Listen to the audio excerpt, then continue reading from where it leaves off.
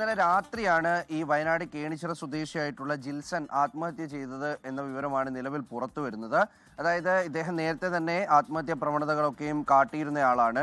ഇയാൾ ഭാര്യയെ കൊലപ്പെടുത്തിയ കേസിലെ പ്രതിയാണ്. അപ്പോൾ അതിനുശേഷം ഇയാൾ അന്ന് ആത്മഹത്യ ചെയ്യാൻ ശ്രമിച്ചിരുന്നു. പക്ഷേ അത് തൂങ്ങിയ കയറ് പൊട്ടി വീണ് അങ്ങനെ ആളുകൾ കണ്ട് ഇയാളെ പിന്നീട് ആശുപത്രിയിൽ എത്തിച്ച് ജീവൻ രക്ഷിച്ചതാണ്. ഇയാൾ 7 മാസമായി കണ്ണൂർ സെൻട്രൽ ജയിലിൽ റിമാൻഡിലാണ്. അപ്പോൾ അത്തരത്തിൽ ഇയാൾ ജയിലിൽ കഴിയവെയാണ് ഇങ്ങനെ ഒരു ആത്മഹത്യാ ശ്രമം നടത്തിയിരിക്കുന്നത്. നേരത്തെ പലതവണ ഇയാൾ ആത്മഹത്യ ചെയ്യാൻ ശ്രമിച്ചിരുന്നു. എന്നാൽ ഇന്നലെ രാത്രിയോടുകൂടി ഇയാൾ ഒരു കത്തി കൈക്കലാക്കി എന്നാണ് മനസ്സിലാക്കുന്നത്. മുറിവേൽപ്പിക്കാൻ പാകമായിട്ടുള്ള ഒന്ന് എന്നാണ് നിലവിൽ ജയിലിൽ നിന്ന് ലഭിക്കുന്ന വിവരം. കത്തി എന്നുള്ളതാണ് നമുക്ക് കിട്ടുന്ന മറ്റൊരു സൂചന. അപ്പോൾ അങ്ങനെ ഇയാൾ കത്തിയെടുത്ത് രാത്രി ശരീരത്തിൽ പുതപ്പ് ചുറ്റിയ ശേഷം കഴുത്തറുക്കുകയായിരുന്നു എന്ന് മനസ്സിലാക്കുന്നു. അങ്ങനെ രാവിലെയോടുകൂടി ഈ രക്തപ്പാടുകളൊക്കെ കണ്ട് ഈ സഹതടവുകാരൊക്കെ പോലീസിൽ വിവരം അറിയിക്കുന്നു. അങ്ങനെ സൂപ്രണ്ട് അടക്കമുള്ള ആളുകൾ അവിടേക്ക് എത്തി പിന്നീട് ജില്ലാ ആശുപത്രിയിലേക്ക് കൊണ്ടുവരികയായിരുന്നു.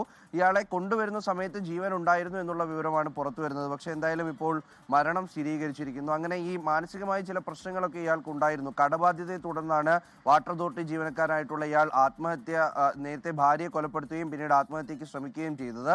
മക്കളെയൊക്കെ മാറ്റി നിർത്തിക്കൊണ്ടായിരുന്നു ഇയാൾ അന്ന് ഈ കൃത്യമൊക്കെ ചെയ്തത്. ശേഷം പിന്നീട് ജയിലിലേക്ക് എത്തുന്നു. അവിടെ വെച്ചും ഇങ്ങനെ ആത്മഹത്യാ പ്രവണത കാട്ടിയതിനെ തുടർന്ന് പലതവണ കൗൺസിലിംഗിന് വിധേയനാക്കുകയൊക്കെ ചെയ്തതാണ്.